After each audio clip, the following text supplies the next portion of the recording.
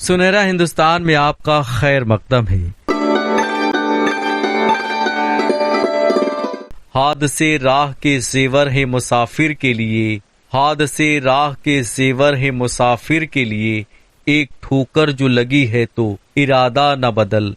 ناظرین کرام، زندگی کی مشکل ترین راہوں پر چل کر جینے کا حوصلہ عطا کرنے والا یہ بہترین شعر اردو کے معتبر، باکمال اور ممتاز و منفرد لب و لہجے کے شاعر طاہر فراز کے زور قلم کا ثمرہ ہے، اور آج ہم اسی ممتاز و باکمال شاعر کے تعلق سے باتیں کریں گے۔ ناظرین کرام، طاہر فراز کی شاعری عام زندگی کی ترجمان ہونے کے ساتھ ساتھ زندگی کے مختلف رنگوں کی آئینہ دار بھی ہے۔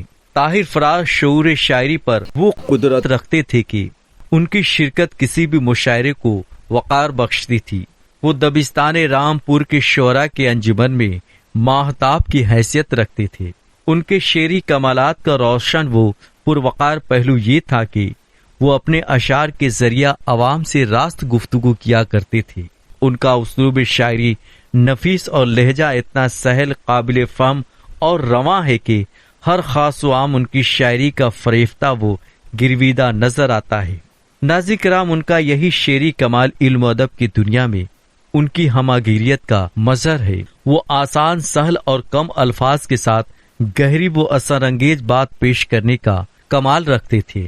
اس تعلق سے ان کا یہ شعر خوب صادق آتا ہے: جب کبھی بولنا وقت پر بولنا، جب کبھی بولنا وقت پر بولنا، مدتوں سوچنا مختصر بولنا۔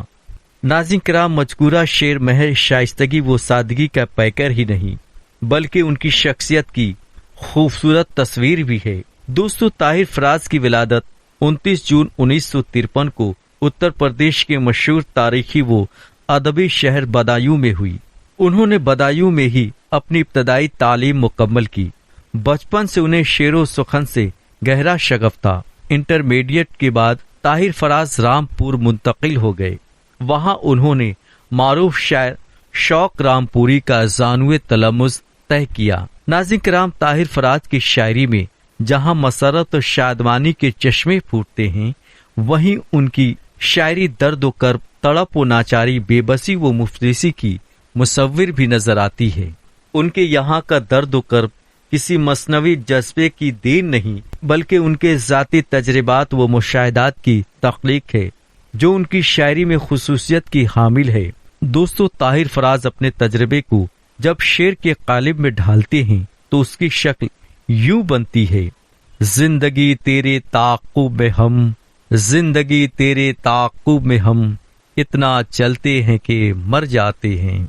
ناظرین کرام، طاہر فراز کی شخصیت اخلاق و ملنساری، خلوص و مہر و مروت اور انسان دوستی کے جذبوں سے عبارت تھی۔ وہ عام لوگوں کے درمیان جینے کا مزاج رکھتے تھے۔ انہیں ایسی ترقی قطعی پسند نہ تھی جو انہیں عام لوگوں سے دور کر دے۔ اس ضمن میں وہ لکھتے ہیں: اس بلندی پہ بہت تنہا ہوں، اس بلندی پہ بہت تنہا ہوں، کاش میں سب کے برابر ہوتا۔ دوستو، طاہر فراز کی شاعری میں جو بات دل سے نکلتی ہے، سیدھی دلوں تک پہنچتی ہے۔ ان کے لب و لہجے کی سادگی ان کی شخصیت کا پرتو بھی ہے۔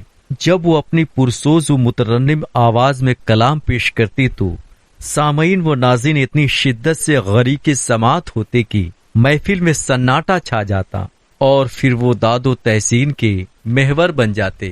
ناظرین کرام، طاہر فراز نے نہ صرف اپنی شاعری کو لوگوں کے ذوق و شوق کا سامان بنایا بلکہ زندگی کے حقائق اور درس حیات کا بہترین وسیلہ بھی بنایا ہے۔ وہ لکھتے ہیں: جو شجر بے لباس رہتے ہیں، جو شجر بے لباس رہتے ہیں، ان کے سائے اداس رہتے ہیں۔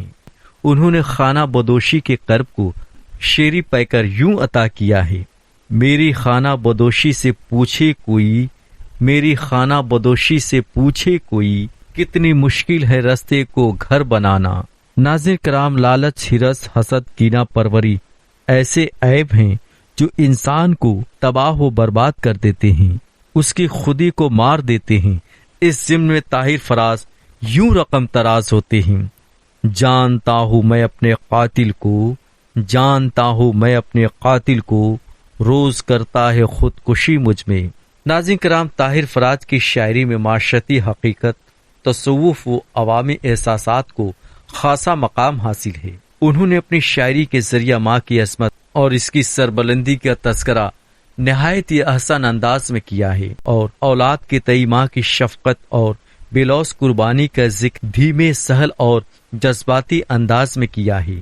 ماں کی قدر و منزلت کے تعلق سے وہ لکھتے ہیں: امبر کی یہ اونچائی، دھرتی کی یہ گہرائی، تیرے من میں ہے سمائی، مائی او مائی، تیرا من امرت کا پیالہ، یہی کعبہ یہی شوالا، تیری ممتا جیون دائی، مائی او مائی۔ پھر وہ رقم تراز ہوتے ہیں: پھر کوئی شرارت ہو مجھ سے، ناراض کروں پھر تجھ کو، پھر گال پہ تھپکی مار کے تو سینے سے لگا لے مجھ کو، بچپن کی پیاس بجھا دے، اپنے ہاتھوں سے کھلا دے، پلو میں بندھی مٹھائی، مائی او مائی۔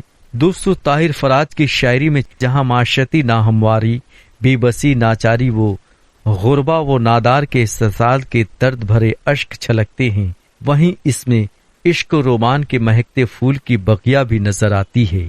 اپنے محبوب سے والہانہ عشق کا اظہار کرتے ہوئے وہ کہتے ہیں: محسوس کر رہا ہوں خوشبو کی باج گشت، محسوس کر رہا ہوں خوشبو کی باج گشت، شاید تیرے لبوں پہ میرا نام آ گیا۔ ناظرین کرام، طاہر فراز کی آنکھیں ان کے محبوب کی ہمہ وقت متلاشی رہتی ہیں۔ اس ضمن میں وہ یوں رقم تراز ہوتے ہیں: ڈھونڈتی رہتی ہے یہ آنکھیں اس کو، ڈھونڈتی رہتی ہیں یہ آنکھیں اس کو، کسی بازار سے گزریں کسی محفل میں جائیں۔